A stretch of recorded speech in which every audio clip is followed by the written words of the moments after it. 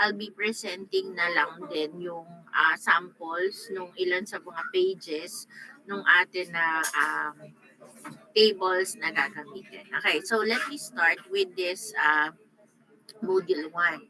So again, this is familiarization of our design tables. Okay, so ito po yung basic para magamit natin on the succeeding topics that we will have. Okay, so let us start first with definition of machine design. Okay, so ano po ba yung tinatawag natin as machine design?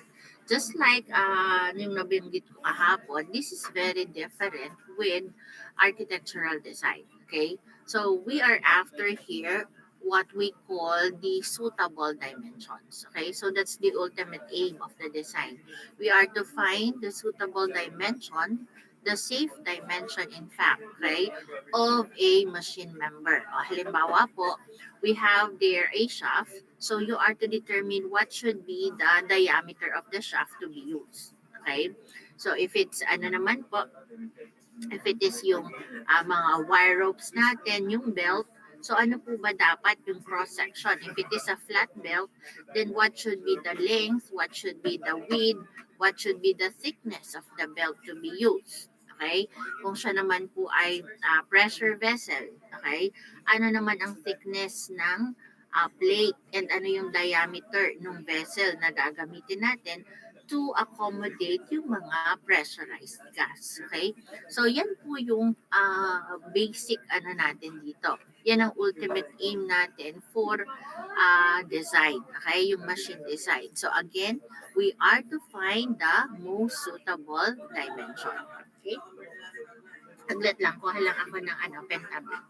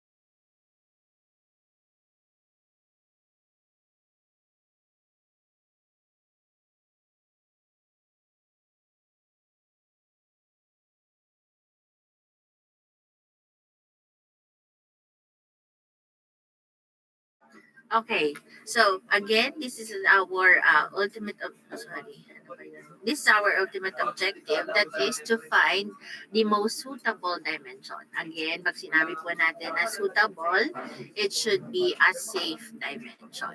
Okay, so doon po tayo sa safe dimension. When you say safe po, it should, okay, satisfy this requirement. Okay, so yun po yung tinatawag natin na strength requirement. Okay, so, strength requirement, yan po yung nag-incorporate ng safety. O halimbawa po, simpleng ano lang tayo muna sa sample. Kahit anong member, say ano lang tayo, say table, okay? Or a chair, okay? So, kung sinabi ba, pinagdi-design ka ng chair, anong una mong titingnan or anong una mong i-consider? Anyone? You raise your hand po, please.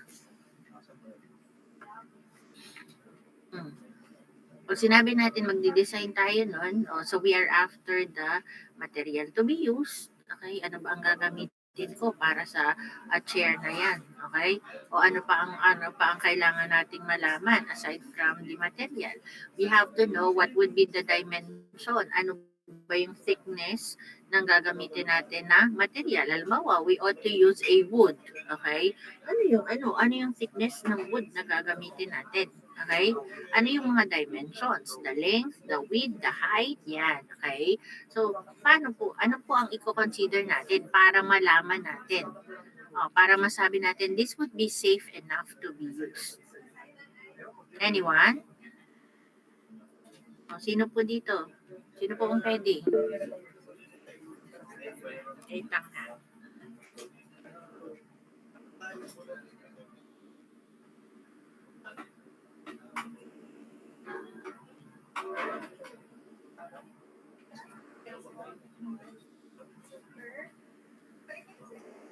Yes, Gabriel? Ma'am, isa rin po siguro sa consider po while choosing po is yung load po na ano po, i-exert po dun sa material. Okay, very good. Okay, so tama po si Gabriel. You are to consider the load na i-handle ng material. Okay, alin ba yung sinatawag natin na load? Kung ang sample natin ay yung chair, halimbawa ay sino ba yung gagamit niyan? Okay, sino yung gagamit niyan? Anong klase ng tao? Would it be an adult? Or would it be yung mga children? Okay, kasi it would have a different weight range kapag po ganoon. Okay? So, yun ang dapat na alam natin. Ano yung load na i-handle niya?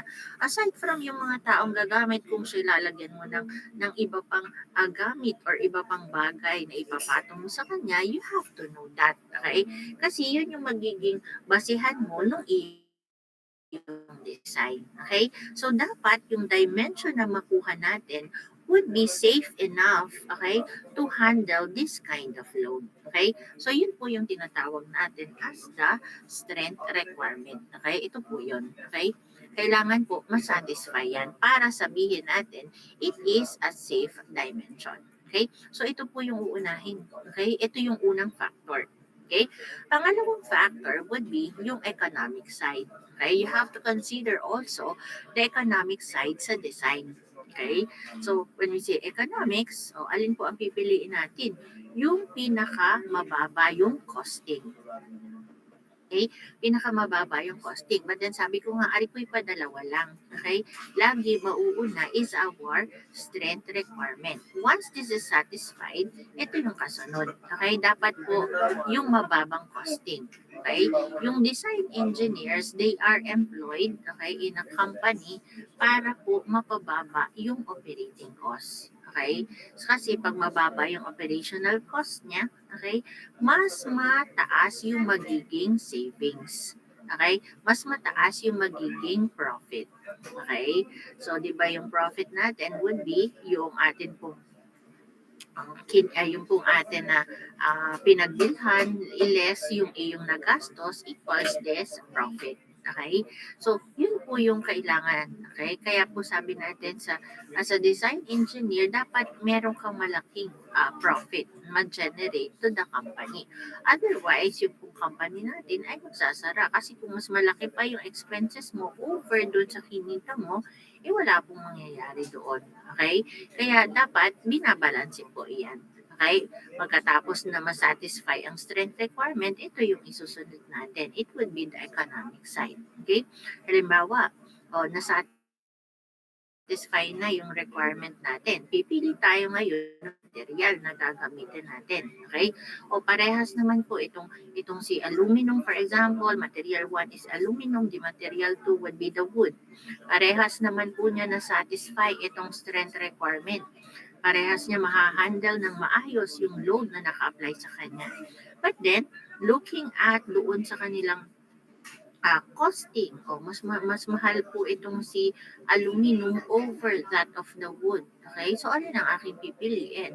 The one with a lesser value. Okay? Kasi, magiging maliit yung iyong operational cost doon that could yield a higher profit. Okay? Pero, hindi mo po na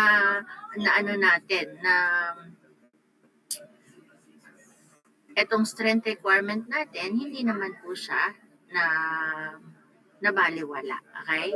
So, inuna mo pa rin yun. Kailangan, hindi ito po magsasuffer para lang dito. Okay? Kaya, secondary to the strength requirement, yung economics po. Okay? So, yan po yung dalawa nating tinitingnan when we are looking for the most suitable dimension in machine design. Okay? Ang nakakalungkot nga lang po is ano po ang nangyayari nowadays. We have what we call, nakikita natin sa mga news, may mga na sinasabi doon na ay nag-fail yung ganitong structure, nag-fail itong building, nag-fail itong ating yung bridge natin, and then you would say anong sinabi doon sa investigation. They make use of a substandard, okay, material. Okay? Ano ibig sabihin ng substandard material? Okay? Ibig sabihin nun, it is not really satisfying this strength requirement. O halimbawa, yung thickness na ginamit, mas maliit over doon sa na-computed na value. Okay? Yung sizes ng mga bakal na ginamit ay mas maliit kaysa dapat na value niya. Okay? So, hindi na satisfy yung strength requirement. Kaya ang sabi doon, you make use of a substandard material. So, ibig sabihin nun, mas inuna niya ito. Okay? Mas inuna niya, mas priority niya yung economics over that of a strength requirement. Okay? Which is, hindi po yun maganda.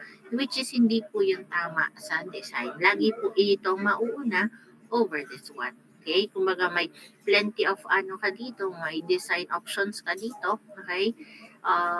Satisfying the strength requirement, tsaka mo po ito ipapasok. Okay? Pero hindi po pwedeng mauna itong sa economics over this strength requirement. Okay? So, yan po ang ating basihan to have this safe or suitable dimension. Okay? Naintindihan po ba? May tanong? Hello? Wala naman po. Okay, very good. Okay, next.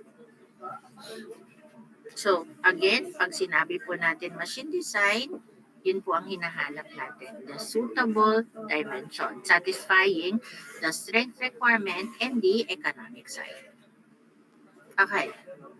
So, these are the essence of designing. Okay? Ay, paliitin ko lang sa kaunti. Okay, so we have here now essence of designing. Why do we need to design and what is yung procedure po natin na ipa-follow? Okay, so whenever we do the design, we have to focus on this essence of designing. Okay, so what is the first one? So ito po yung una. You have to know the property of the material. Okay, kailangan alam mo yung properties ng material na gagamitin mo. Okay? We have different engineering materials. So, tingnan nga, ano ba mga samples natin ng engineering materials? Miss Janisa, you give me one sample, please. Oh, Miss Janisa, give me a sample of an engineering material. Hello?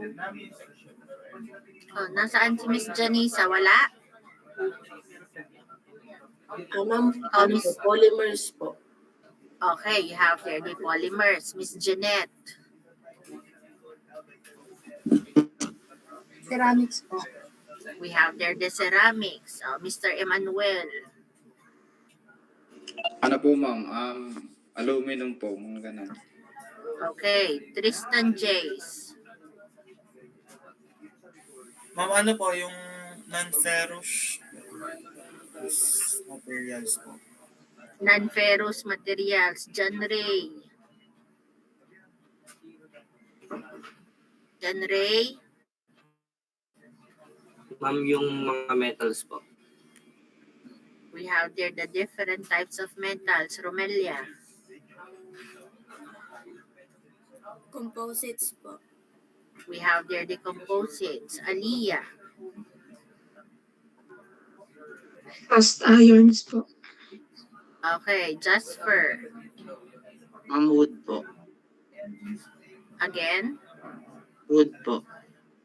Okay, wood. Okay, so yung mga nabanggit po nila, these are simply samples of our engineering materials. Okay, so when we have the essence of design, unahin po natin is to know their properties. Okay, so when we say you know the property of the material, you have to know its code. Okay, You have to know its code and you have to know its strength. Okay?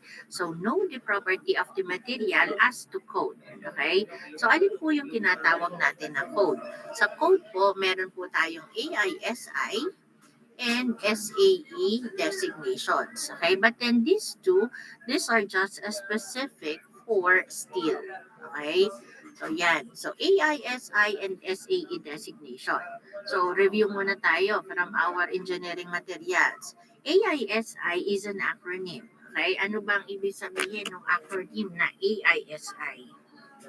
Anyone? Yes, Althea? Miss Althea? American Iron and Steel Institute. Okay, correct. That's American Iron and Steel Institute. What about SAE? Miss Carla? Society of Automotive Engineer po. Okay, correct. So, Society of Automotive Engineers. Okay? So, these are two industries engaged in designating steel. Okay? So, this is a designation of steel. Yun po yung ginagawa niya. When you say designating, you are naming the steel as to its composition. Okay? So, base lang dun sa code na yon, mag-alam mo na kung ano yung meron. Ano bang mga components ang meron yung atin na steel. Okay? So, we go to this. Okay. So, this is the AISI and designation for steel, and that is represented by 4-digit number. Okay? So, 4-digit number po. So, when we say steel is simply equal to the iron plus alloying elements.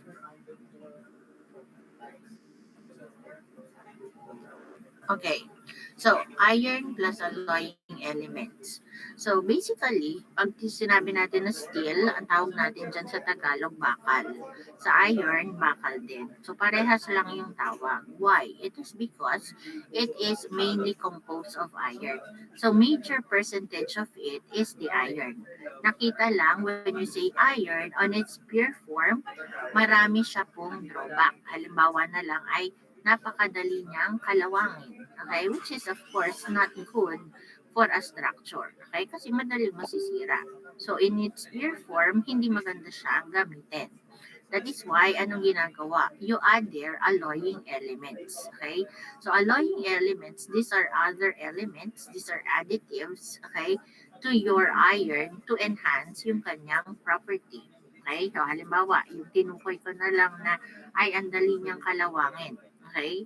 So, ang ginagawa doon, you add now an alloying element to make it a stainless steel. Okay? So, nagkakaroon tayo ng stainless steel variety. Hindi pwedeng tawagin natin as stainless iron. Okay? Hindi. We call it now stainless steel kasi nilagyan mo na siya ng alloying element. So, in that particular case po, you add there chromium. Okay? So, you add there chromium doon sa iron to make a stainless steel. Okay, so yung mga ginagamit natin ngayon na utensils which are stainless, it's because of the alloying element that is chromium. Okay, so yung ating steel na yon, it is added with an alloying element or alloying element. So it can be a single element o kaya naman ay combinations, okay, to enhance the property. Different alloying elements would have different effects on the property of your steel. Again, this will improve yung iyo na iron. Okay? So, but then, majority pa rin po niya, iron pa rin po ang natin. Okay? Ito, traces lang po. Meaning, on the percentages, maliit lang ang percentage na. Okay? Not even, siguro hindi na siya lalampas ng 10 to 20%. Okay? Itong ating alloying elements. Okay? So, mostly iron pa din. Kaya ang tawag natin ang steel, it is steel sa Tagalog, bakal. Okay? Parehas lang dito sa iron. Okay? Ano lang pinagkaiba niya? This is the pure form. Ito po naman yung nilahukan ng alloying elements. Okay? Now, this AISI and this SAE designation, they do name the steel by this 4-digit number. Halimbawa po is AISI 22, say 40. Okay, AISI 20 to 40, for example. Okay, so ano pong ibig sabihin? Yung pong apat na digits na yan, we represent that by this 4x. Okay, so this is the first digit, second, and then the last two digits. Okay, so each of these numbers, meron pong ibig sabihin. Okay, dapat po ma-familiarize tayo doon, maging familiar tayo sa kung anong ibig sabihin ng kada digit na yon, so that we are able to identify what are then the components of this still. Okay? So, halimbawa po, nakita mo ay meron siyang 20 to 40. So, again, wag po nating sabihin ay naka-print siya doon sa tinabakal. Sabihin natin ay ito po ay kanyang expiration date. So, sa 20 to 40 po, siya ay masisira na. Hindi po. Okay? So, yun po ay numbers na nakaprint doon para malaman natin kung anong klase. Okay? Anong components meron siya. Okay? So, the first digit po, okay, this is the first digit. It refers to the type of steel. Okay? So, it refers to the type of steel. So, pwede po makita natin dyan is from 1 hanggang 9. Okay? So, in this case po, sa sample natin, we have there 2. Okay? So, kada isang number po, it will pertain to a type of steel. Ito po yung mga makikita natin from 1 to 9. Yan. Sorry.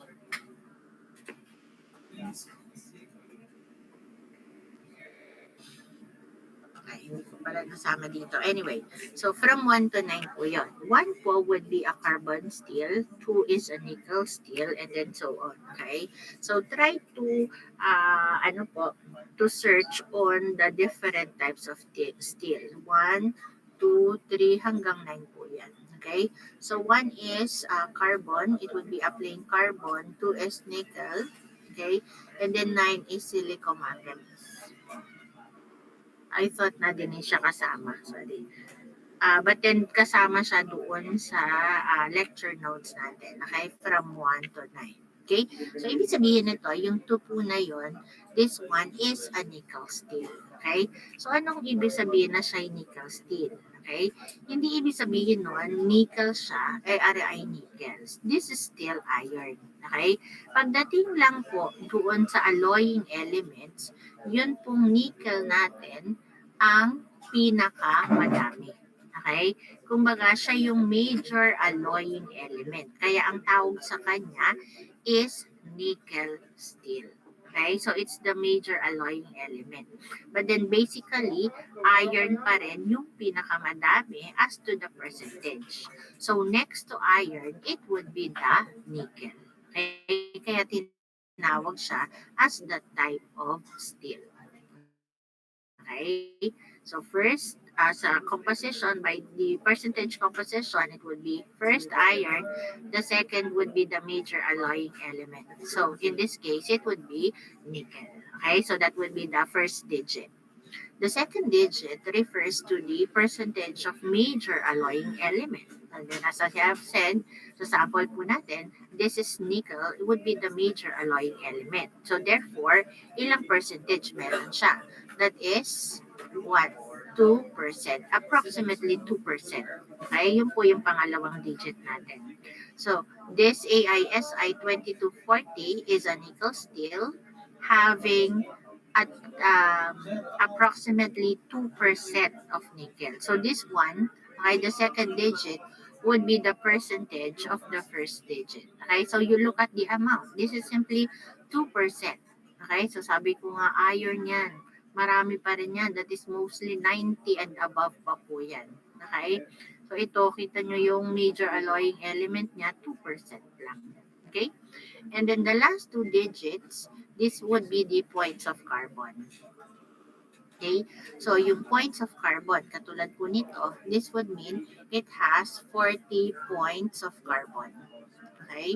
So, it has 40 points of carbon. So, pag in-interpret po natin, this is a nickel steel with approximately 2% of nickel and 40 points of carbon. Now, this is in terms of the number of points.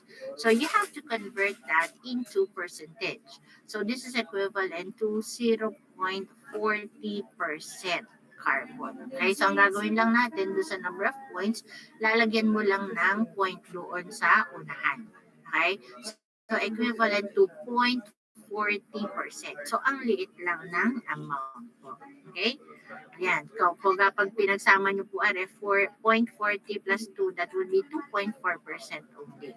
So, the rest would be, ano na po yan? That would be iron na. Okay?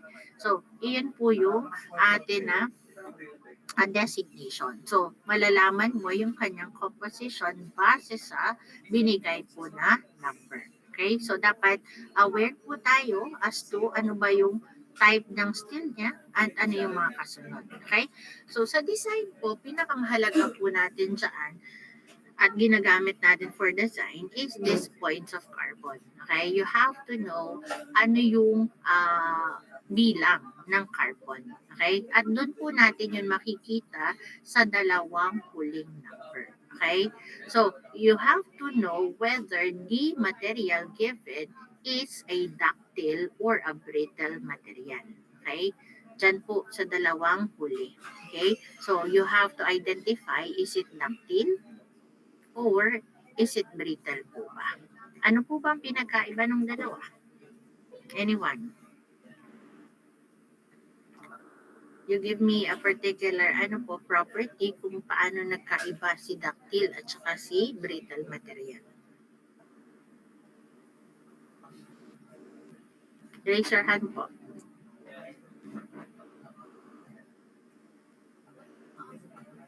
Anong pinagkaiba po ng dalawa? Yes, Gabriel? Ma'am, ang pagkakatanda ko po is pag ductile material po, kumbaga parang pag binend po, parang mag-iiba lang po yung shape. While pag po brittle, pag po kunyari parang binend, parang masisira po agad yun po. Okay, so correct po doon si Gabriel. Okay, so in terms of the deformation, okay, yun pong atin na ductile material have po muna the deformation before siya magkaroon ng failure or fracture. Halimbawa po, yung kung lahat po ay nakapag-experience ng atin pong ginawang experiment on the tension test. Okay, di po ba meron tayong bakal? Okay, ang ginawa doon sa bakal, it is subjected to a tensile force. So, hinihila. So, as we apply the load, nakikita nyo po humahaba yung atin na bakal. Hindi naman po pagkahila ay naputol na kaagad. Okay? Kumbaga, nagkaroon muna ng appreciable deformation. It's the elongation before failure occurs. Okay? Hindi agad siya naputol. And in fact, ang laki pa nung force na in-apply mo bago pa po siya naputol. Okay? So, yun po yung sinasabi natin na ductile material. Whereas, kapag po yung brittle, okay, pag in-applyan mo po siya ng load, okay, right away, it would have its fracture. Nagkakaroon ka agad ng crack, propagation, and then eventually, failure na kaagad. Okay? So, yun po yung difference between the two. Okay? So, sa design po, dapat po alam po natin yan. Okay? Yun po ang unang-una. Alamin mo kung yung material na gagamitin mo is ductile or brittle. Okay? Kasi, base po dyan, okay, dyan mo ngayon titingnan ano yung magiging basihan mo sa pagdidesign. Okay? Kasi iba po ang pagdidesign, iba way ng pagdidesign ng ductile versus that of brittle. Okay? At paano po natin yun malalaman? Using yung pong dalawang huling number, which is the points of carbon. Okay?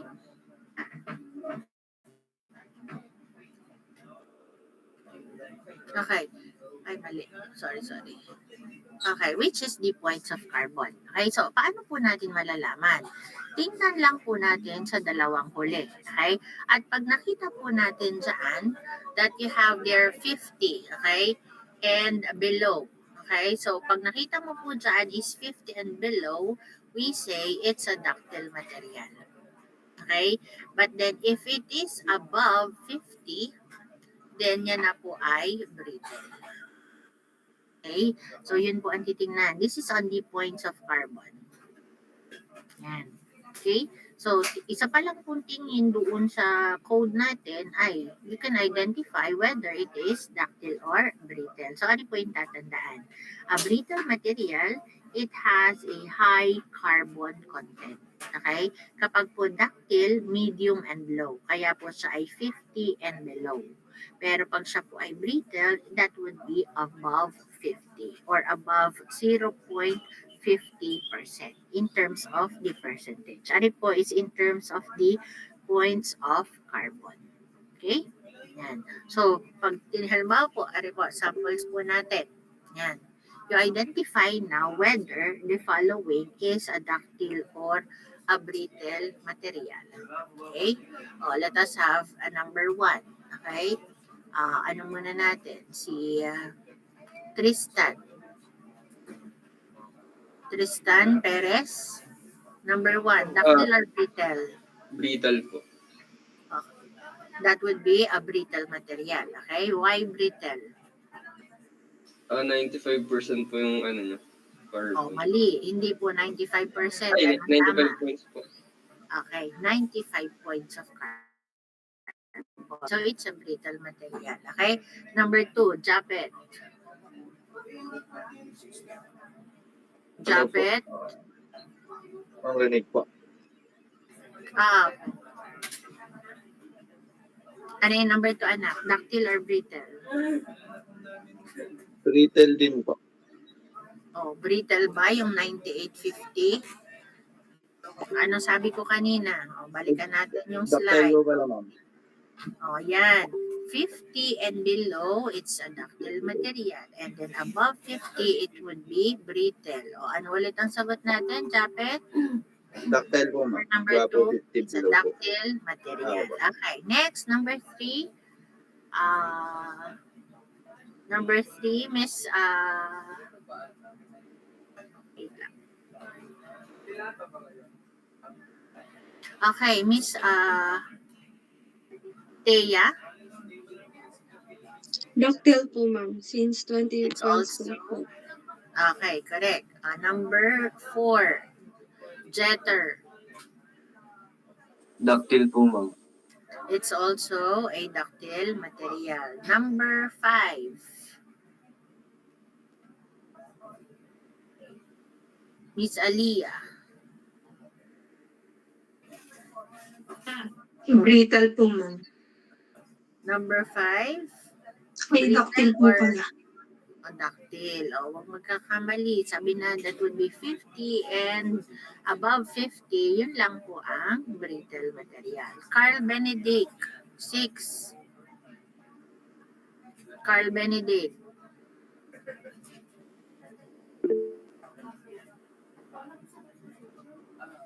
Nasaan si Carl? Celebrated na. Again? Number 6 na po.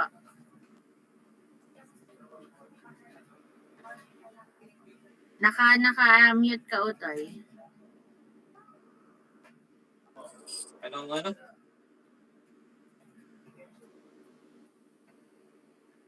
Number 6, Carl Benedict. Brittle out of it. Ay, hindi nakikinig si Carl.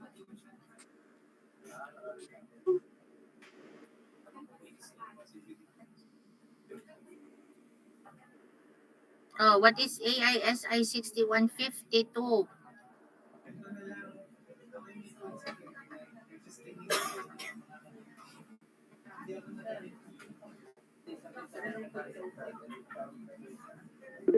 Ikaw na lang, Miss Janisa.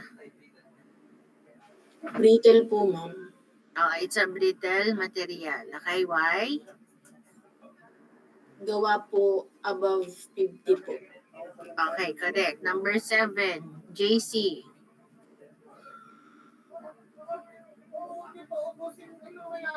JC, Zara. Wala din si JC Sara kasama ni Carl. Giancarlo.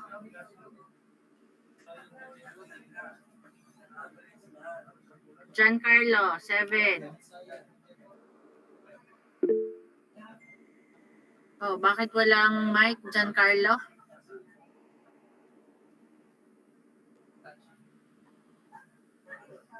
Mr. Giancarlo. Uy.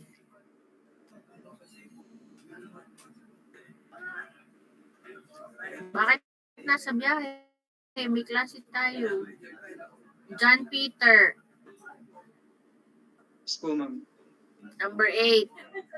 Dactyl po. Again, number 8, anak. It's a ductile material.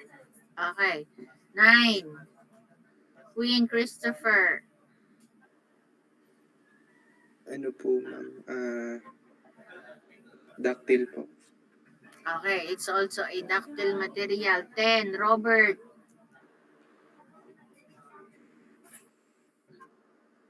Okay, next. 11. Renz.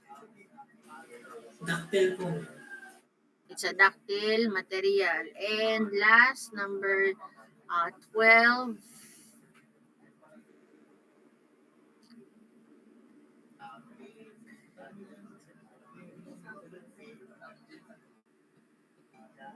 Miss Jeanette. Ductile din po. It is a ductile material. Okay, again, ang titingnan lang po natin are the points of carbon. Yung pong last 2 digits doon sa code po natin. Okay, so balikan po ulit natin ito, yung number 1. Know the property of the material. So ang una pa lang po natin na-discuss is yung code. Okay, yun po yung code. Ang pangalawa po, we have to know the strength of the material. Okay? So, strength naman po ng material, you are to find yung sigma U and sigma Y. Yung sigma U po, this is called your ultimate strength. Okay? So, this is called the ultimate strength. And yung sigma Y naman po is called the yield strength. Okay? So, if you recall po sa stress strain diagram natin, okay? So, ari po yung stress, ari po yung strain. Di po ba na ganyan yung nakikita natin? Usually for a ductile material. Okay? So, we identify points here on the stress strain diagram. Okay? So, dun po sa ginawa natin na experiment on the tension test, we come up with this diagram, the stress strain diagram. So, i-ano lang po natin, i-recall lang po natin. Balik po tayo din, wait lang. Yan.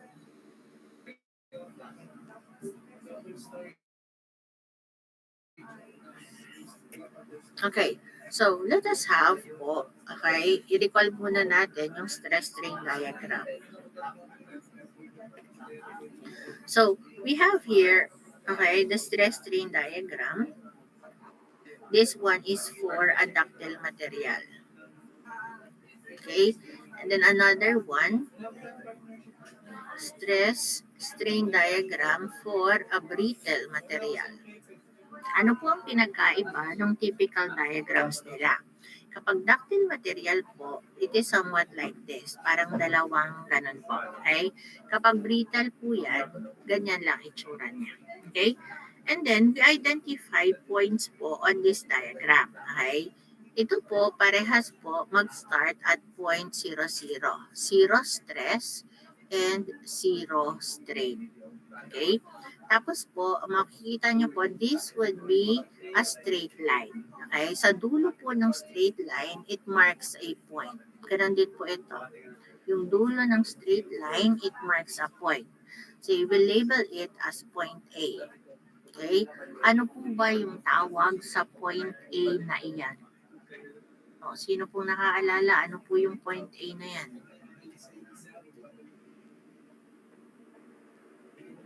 Anyone? Kailan po tayo mat-eng? Parang last sem lang. Tama ba? Anyone? Yes, Jasper. Ma'am, elastic limit po yata yan. Elastic limit. Sa iba, ano po ang tawag doon? Actually, this is not yet the elastic limit. Okay? Anong tawag din eh? Sino yung nag-raise ng hand? Yes, John. It would be the yield strength. Hindi pa din. Ano pa ang tawag doon? Althea. Yung proportional limit po. Tama. So, ang tawag po doon sa point A natin, okay, we call that the PEL. Okay? Proportional elastic limit. Okay? So, iba pa po yun doon sa elastic limit lamang. Ang tawag po din ay proportional elastic limit. At yan nga po, sinasabi natin, it is a straight line. Coming from 0 to that point A, it is a straight line. Okay? So, ibig sabihin po kasi niyan, this area, okay, your stress is directly proportional to the strain value as defined by your Hooke's law. Ibig sabihin, pag tumaas yung atin na value ng stress, yung strain, ganon din. Tataas din siya proportional sa itinaas ng stress value. Halimbawa, yung stress po natin yung stress po natin na doble, the strain can be na doble din. Okay? Depende sa modulus of elasticity ng material. Okay? So, it is defined by the Hooke's law po. Okay? So, dito po yon. And pag inalis po natin yung force na ginamit mo, okay, to create the stress and the strain, ano po ang mangyayari? It would go back to its original dimension. Halimbawa po, yung ating ginawang tension test doon sa bakal. Okay? Along this area po, okay, from 0.00 up to PEL, halimbawa, nag-apply ka ng load 1 is a 10 Newton. Okay? Tapos nakita mo yung deformation niya is 1 mm. Okay? Dinoble. Okay? Nakita mo, ay, nadoble din yung iyong deformation, naging 2 mm. Okay? So, hindi naman palagi doble, triple, ganon. Kung yun lang yun yung kanyang proportionality constant. So, again, it depends on your elasticity. It depends on your modulus of elasticity. Okay? So, dito, proportional. So, ibig sabihin, halimbawa, nag-triple ka, so you can predict gaano kalaki yung magiging elongation niya. Okay? Kasi siya ay proportional. Pero once na inalis mo po yung force na ginamit mo para mag-elongate siya, it would go back to the original dimension. Mawawala totally yung lahat ng elongation na nag-create on the material kung wala ka na pong load na ina-apply. Okay? So, yun po is up to this point A. So, whether it's a ductile material or a brittle material, ganun po yung nangyayari sa kanya. Okay? Beyond this point, ay ito po yung point B natin. Okay?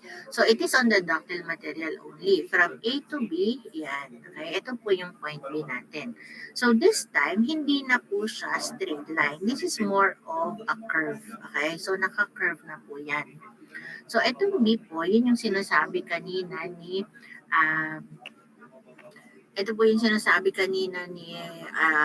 ni Jasper na siya po ay elastic limit. Okay? So, ito pong point B, that is your elastic limit. So, ano lang pinagkaiba niya? Parehas po elastic limit yon. Ari lang po is proportional elastic limit.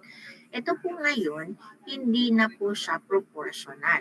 Kanina, para sabi natin, pag dinoble mo, madodoble din. Pag triniple mo, magti-triple din. Okay? Beyond this point po, hindi na po siya nilimang beses mo, 5 times yung iyong force na in-apply, kung dito po yun, you expect 5 times din yung magiging deformation mo. But then dito, hindi na po ganon. Okay? Kumbaga, nawala na siya doon sa pattern na ganon. Okay? It can have its deformation, but then not as much as that 5. O kaya naman, pwede din naman na mas mababa, pwede mas mataas. Okay? Kaya hindi na siya proportional. But still, there is an elongation. Okay? Hindi nga lang siya proportional. Katulad doon sa from 0.00 to point A. Okay? And then another thing is, pag in-unload mo po to, inalis mo na yung force na ginamit mo sa kanya, hindi na po siya totally babalik to the original dimension. Okay? So, hindi na siya totally babalik. Hindi katulad kanina, magiging zero yung deformation niya. Ito, hindi na. Okay? Parang yung halimbawa yung ano natin, yung ginagamit natin ng mga elastic, okay, o say medyas, okay? So, sa una, it's perfectly fitted, but then pag tumatagal na siya, bumababa na siya ng kusa, okay? It is because yung nandito na siya sa area na to. Meron ng kanya na deformation, which is permanent already. Okay? So, yan po yung point B. So, for the brittle material, wala po tayo ng point B. Okay? And then point C, ito naman po yung point C natin. Yan. Yung C po is the yield point. Okay? So, this one is the yield point. And this yield point, ano po ang mapapansin niya yan? From point B up to C, parang pantay yung dalawa. Okay? Pantay yung dalawa. So, in terms of the stress, this is stress B approximately equal to the value of the stress C kasi halos pantay yung dalawa. But then, in terms of the deformation or the strain, this is strain B, this is strain C. Okay? So, mas malaki yung strain C as compared to B. So, anong ibig sabihin yan? Nagkaroon niya ng deformation, okay? Nagkaroon siya ng deformation kahit wala ka na ina-apply na load or ina-apply na stress. Diba anong ginagawa natin? Pag hinihila natin yung material, okay? Nagkakaroon lang siya ng deformation or elongation kapag dinadagdagan mo yung force na ina-apply mo. Pero dito sa parte po na to, wala ka nang dinagdag na load, wala ka nang dinagdag na force, hindi mo na siya hinihila. But then, you look at the material, it continuously elongate. Okay? As observed po dito sa pagbabago ng strain value. Okay? Parang magic, nagkakaroon siya ng deformation na hindi nagkakaroon ng force na in-apply. Okay? So, that would be yung yield point po. Yun po yung YP natin, which is your point C. Okay? Upon reaching that, mapapansin nyo po, tumaas na po ulit siya. Okay? Up to the highest point here. Okay? So, yung highest point po na yon, let us call that as point D, which is the ultimate strength. Okay? So, dito po, meron na din po dito. From A naman to, go directly to D. Okay? That's the ultimate strength. Okay? So, ultimate strength, this is the maximum stress, okay, that a material can hold without the fracture. So, theoretically po, sa ating stress strain diagram, this is the highest point. Okay? Siya yung pinakamataas dyan. Okay? Same thing with this. Okay? So, hindi pa po dyan nagkakaroon ng last po would be your point E. Point E is your rupture strength. Okay? And this is the strength at failure. So, on that particular point po, ano po yan? Diyan na po naputol yung atin na material. Okay? Ano na po? Failure. Nag-occur na. Okay? So, this is what we call the failure strength. Okay? This is called the rupture strength or the breaking strength po. Okay? So, dito po, ganun din. Okay? So, alam mo po ito, we call this your point E, the rupture strength. But then, in a case po of the ductile material, there are cases na pababa po yan, pero meron din pong case na pataas yan. Halimbawa po, ari ang E, ari po yung E prime. Okay? Ano po yung pinagkaiba ng E doon sa E prime? Okay? Both po are rupture strength. Okay? Pag po E lang, that would be po the theoretical value, and E prime would be the actual value. Okay? So, wala. Yan. So, theoretical po, mas mababa. Okay? Pero yung actual po natin, mas mataas. Okay, dito po sa ductile material. Okay, so theoretical, bakit? Ang sabi natin, ultimate strain. Siya po yung pinakamataas na point sa stress strain. Okay, so kung ari nga yung consider natin, siya talaga yung pinakamataas. Okay, siya yung pinakamataas dyan. Dito naman, wala naman po problema. Okay? Pero pag dito naman po, okay, pag ari po yung kinonsider natin na E prime, hindi po siyang pinakamataas na point. It would become the E prime. Okay? Which is, yun po yung actual. Okay? Ang tanong, bakit po mas mataas yung stress doon sa E prime kumpara sa D?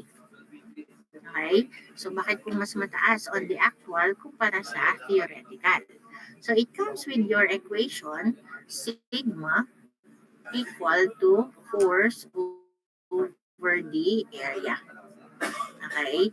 So, equal po dyan yung ating stress. Okay? Stress is equal to force over the area. So, bakit po naging mas mataas yung stress dito, okay, sa E prime? Bakit po mas mataas itong stress? Di po ba itong stress E prime? At ari naman po yung stress sa D. So, sabi natin, this is the ultimate. Dapat siya yung pinakamataas. Pero kung i-consider natin ang E prime, mas mataas pa po iyon kumpara sa D. So, bakit po naging mas mataas yung E prime kumpara dun sa D? Okay? So, there are two reasons. Ano yung unang reason? You have here the force F. Okay? So, ano ba yan? You have an increased load. Okay? You increase the load to break the material.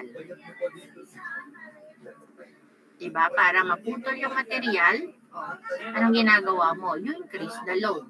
And force is directly proportional to the stress. So, therefore, yung stress na, pag in-increase mo to, mag-i-increase din. Okay? Kaya ang E prime, mas mataas sa sigma D. Okay? Tapos, ano yung pangalawa? It comes with the area naman. Okay? So, you have their decrease in area due to necking. Okay? So, a ductile material, nagkakaroon po yan decrease ng area. Katulad nung nakita nyo doon sa experiment po natin. Nung hinila natin yung bakal, anong mapapansin mo? Okay? Humaba nga po siya, pero yung ano niya, yung kanyang cross-section lumiliit. Okay? And this is known as your necking. Okay? So, pertaining to the cross-sectional area, mas maliit po ito kumpara dun sa original area niya. Okay? So, there is a decrease in the area due to the necking. And with that, they are inversely related with the stress. Okay? So, pag nag-decrease po ito, then yung stress natin mag-increase. Okay? So, that is why your E prime, okay, is higher than that of sigma D. Okay? So, yun po yung reason. Kaya yung E prime natin mas mataas compared to that of point D. Okay? Again, yung E prime po would be the actual rupture strength. Okay? And E would be the theoretical rupture strength. May question po ba tayo? Wala naman po, ma'am. Okay, so i-recall lang po ulit natin. What is point A? Janisa?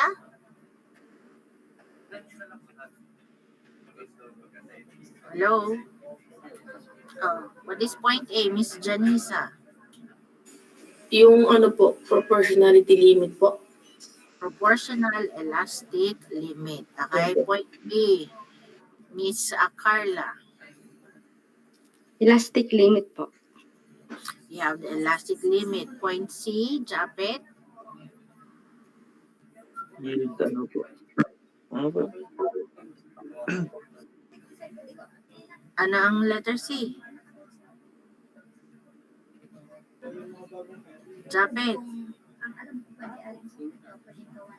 Makikinig lagi at para tayo may recap lagi. What is point C? Mr. Japet. Yield, ano po? Ano yield ano? Ano yung kadugtong? Point po. Yield point. Okay, yield point. Letter D, Gabriel. Ultimate strength po. Okay, ultimate strength. Point E. JC.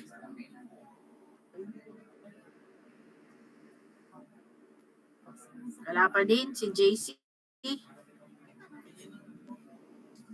Jeanette. Rupture strength po. Anong klase rupture strength yung E, Miss Jeanette? Yung meron pong theoretical at may actual. Theoretical rupture strength. Okay? And E prime, Jaderiel. Contreras.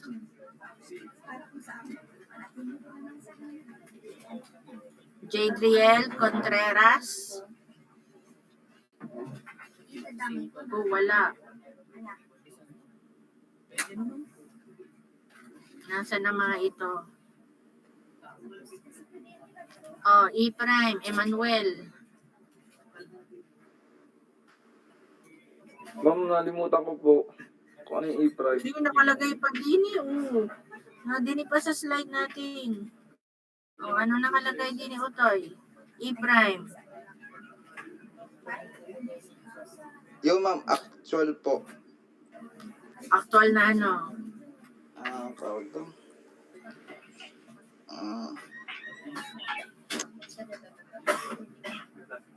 Yung actual rupture strength.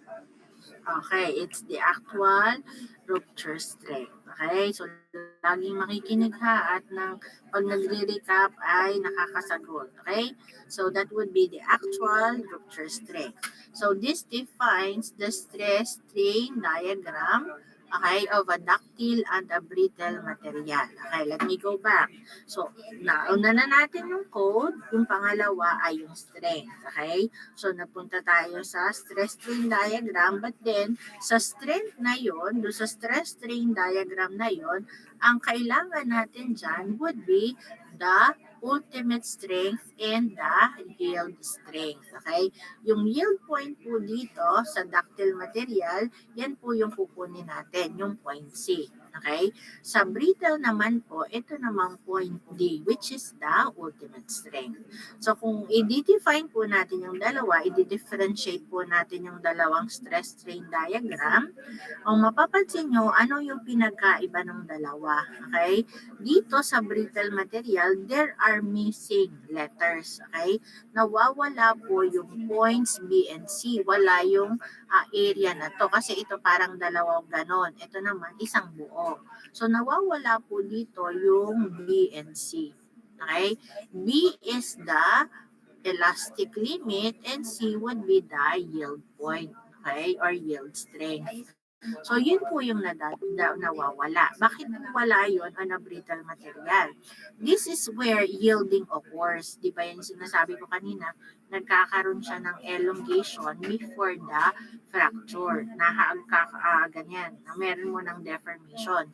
Hindi katulad sa brittle na pag in-applyan mo ng force, o mamaya na siya, crack na agad, putol na agad.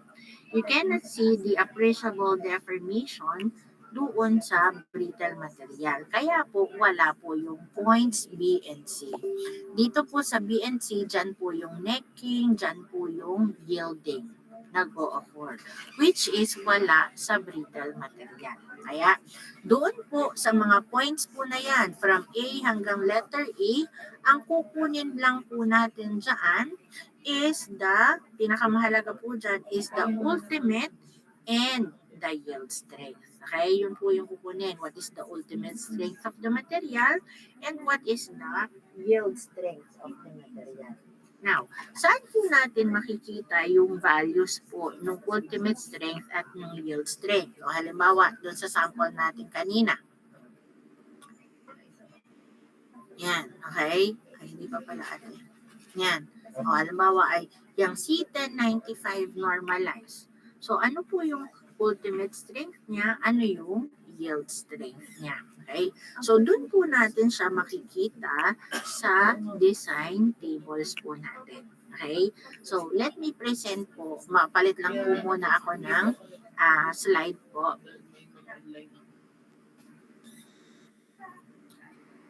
I'll stop the presentation. Palit lang ako ng isa.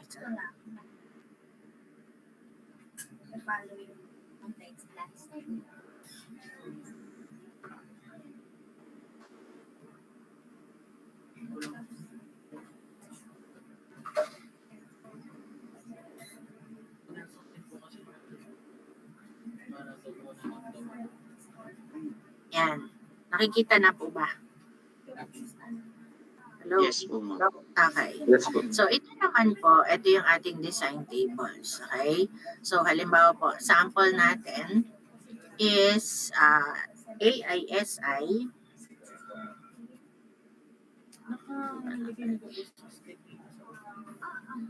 Halimbawa, sample natin is AISI 1020 as rolled. So, we go to table 87.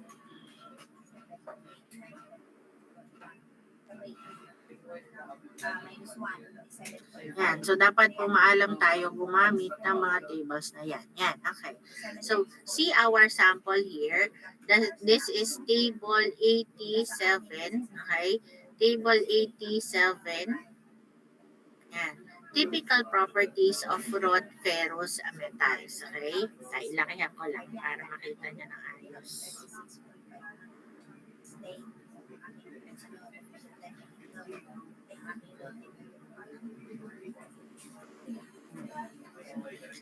Yan. So, we have here the table 87. This is the table number. Okay? O dito po, makita natin dito sa table na to, you have here the material or the AISI number. So, ito po yung code. Okay? Yan po yung code. Tapos, ito po yung condition, ultimate strength, tensile, yield. You have their elongation, reduction in area, and the BHN. BHN refers to the hardness number, Brinell hardness number. Halimbawa po, you are given now the material, the code. Okay, so yung code po, yun yung titingnan natin. Halimbawa, AISI C1020 as rolled. Okay, so dito po titingnan natin yung code, C1020. Okay, so C1020, tapos sa condition, dun mo titingnan yung as rolled. Okay? So, AISI C1020 as rolled. So, ang hahanapin po natin, di ba sabi natin, for essence ng design, one is to know the property of the material as to code and as to strength. So, ang code yung 1020 as rolled. Okay? And then, anong hahanapin natin? As to the strength, you look for sigma U, you look for sigma Y. Sigma U is ultimate strength and sigma Y is the yield strength. Okay? So, dito po sa table, alin po yung ultimate strength? Ito po yung ultimate strength. Okay? At yung yield strength naman po ay ito. Okay? Ito pong column na ito. Yung SU po, okay, yan po yung sigma U. Okay? So, hindi na po S ang ginagamit natin ngayon, kundi sigma for the stress. So, ari po ay sigma U, yung SU, at yung SY po, yan po yung sigma Y. Okay? So, SU at saka SY. Sigma U, ang gagamitin nyo, sigma Y. So, for 1020 as rolled, ito po yon 65 KSI, ari po yung unit, KSI. And then, yung isa naman po is 48 KSI. Okay? KSI, it stands for kips per square inch. Okay? Kips per square inch. Yung pong kip, that would be equivalent to 1,000 pounds. Okay? So, 1,000 pounds. So, if you wish to convert this to PSI, so, ibig sabihin, this would be 65,000 PSI. Okay? Pounds per square inch. And this one, 48,000 PSI. Okay? So, yan po yung gamit po niyan. So, doon po sa atin na una, yun po ang dapat natin malaman. What would be the value of your sigma U and the value of your sigma Y of the given code.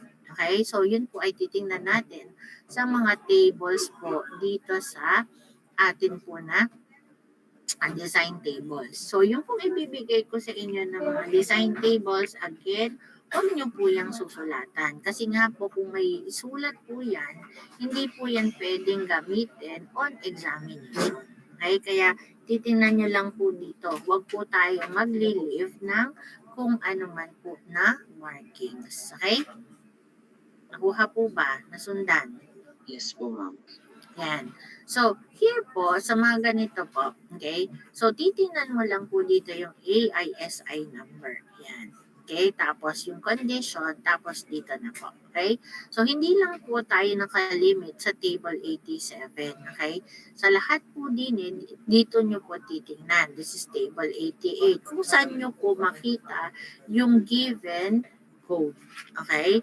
Paano po pag ang binigay is hindi AISI number? Di po ba sabi natin kanina, meron din po tayong SAE. Okay? So yung SAE po, ganoon din. Halimbawa, SAE 1020 as rolled. So ibig sabihin po niyan, yun din po yung AISI. Kasi yung code po nila na ginagamit, yun po ay parehas lamang. Okay? Yung apat po na digits, whether it's AISI or SAE, same lang po yung description niya. Okay? Yung pong unang number, yung pangalawa, at yung third and fourth. Okay? Whether it's AISI or SAE. Ang pinagkaiba nga lang po, edi magkaiba po silang industry na nag-designate or nagpangalan. Okay? Pero yung composition po ng material is standard. So, hindi po tayo, dapat po hindi tayo magkamali. Baka sabihin nyo dito, AISI number ang nakalagay. So, hindi mo pipiliin pag nakalagay is SAE 1015 as rolled. Okay? So, pag SAE 1015 as rolled, di ito din po yun. Okay? Ano yung kanyang sigma U? 61 KSI, ano yung sigma Y? 45.5 KSI. Nakuha po, nasundan po ba? Yes po, ma'am. Okay, so ano lang po, palit muna po ulit ako doon sa isa ha.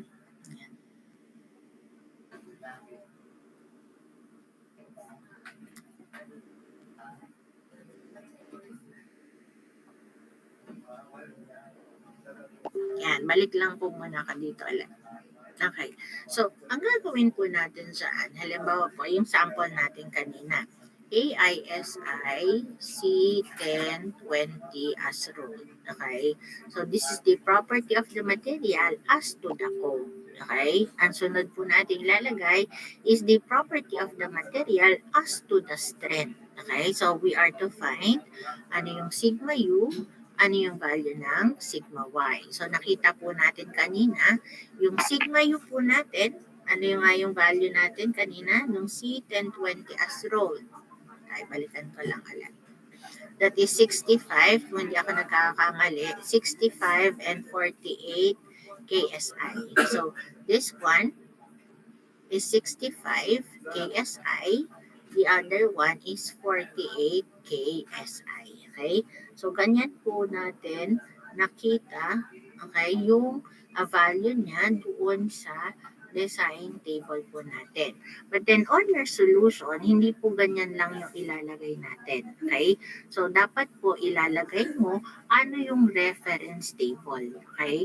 So, this is taken from table 87 and then the page number. Okay? So, what would be the page number po nung kinuha na natin na table? So, for example, this is on page 14. Okay? So, on our table, that is table 87, page 14. So, dapat po naka-indicate, okay, yung reference table at yung page number on your solution. Okay? Otherwise, ano pong ibig sabihin? Kinopya mo po yan sa katabi kasi hindi mo alam kung sang reference table mo po siya kinuha. Okay? So, yan po yung ilalagay natin. You have the code. know the property of the material. As to code, this is the code.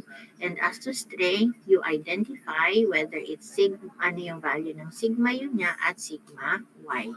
Taken from the reference table and the page number. Okay? Question. Hello? Wala pa naman po. Yan. So, ito yung ating activity. Okay, once you have your tables po, ito po yung hahanapin natin. Okay? So, yung po ifa-familiarize po natin yung sarili natin on the tables na kung saan po natin makukuha ang lahat ng yan. Okay? Kumbaga, for number 1, okay, AISI C1095 normalize. So, hanapin mo yung kanyang sigma U, yung kanyang sigma Y. At saan mo nakita yung mga values na yun. Okay? At ito yung sinasabi ko kanina. SAE 2320. O baka sabihin mo, ay wala po yan ma'am dyan. Kasi SAE po yan. Ang lahat po nandito ay code. Okay? So, ibig sabihin, this can be seen also as AISI 2320. Okay? Parehas lang po sila. Okay? Parehas lang po. Kung walang eksaktong SAE ka na makuha. Naintindihan po? Yes po, ma'am. So, yun po ay dini pa lang. Okay? Dito pa lang po tayo. Step 1 po pa lang. Knowing property as to the code and as to the strength. Okay? Because, And then we have here number 2. Yan. Hindi ko muna po ituloy yung number 2. Yan. Ito po kasi yung number 2 natin. Okay? Since parang hanggang 10 o'clock lang tayo today.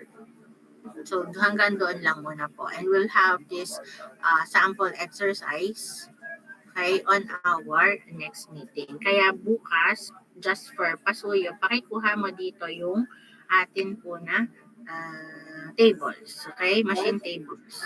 Okay? Para you can find values of the sigma U and sigma Y. Okay? Sige po. So, itigil ko muna po dito. Yan.